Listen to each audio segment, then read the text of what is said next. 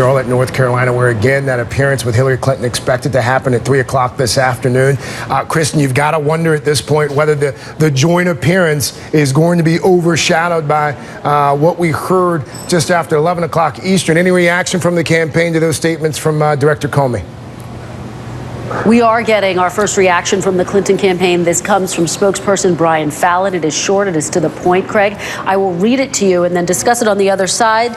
He says, "We are pleased that the career officials handling this case have determined that no further action by the department is appropriate. As the secretary has long said, it was a mistake to use her personal email, and she would not do it again. We are glad that this matter is now resolved." Again, that coming from spokesman Brian Fallon. Of course, there are still a lot of questions, though, Craig, namely the fact that she consistently said that she never sent any emails that were marked as classified at the time.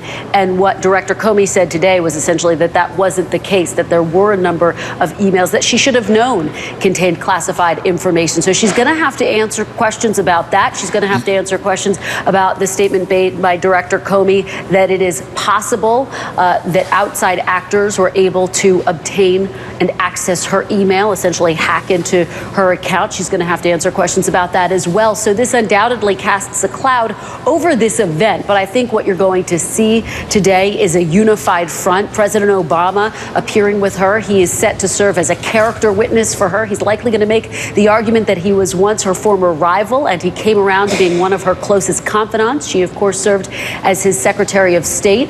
And he, of course, is uniquely suited to rally the base, to rally African-American voters, younger voters, suburban voters. That's what the campaign is hoping for. But of course, these developments speak to one of Secretary Clinton's biggest problems, which are issues of trustworthiness. Now, the president here on the campaign trail trying to fix some of those problems, but these headlines undoubtedly complicate that effort, Craig. Do you think that when she speaks in Charlotte, she'll talk about any of this? Will she address it at all?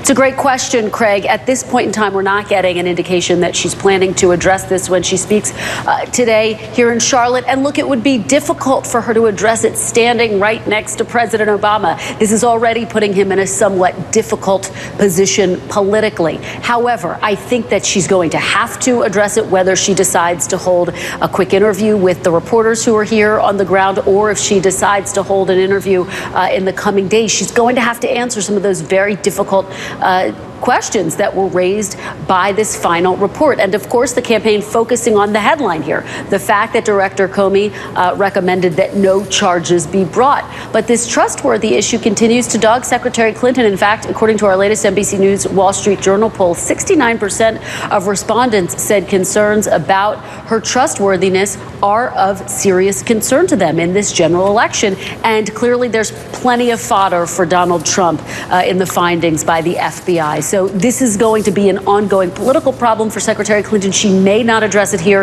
in Charlotte, at least when she's on stage with President Obama, but she's going to need to address it in the near future. There's no doubt about that, Craig. All right, Kristen Welker there in Charlotte. Kristen, thank you. NBC's Kelly O'Donnell outside.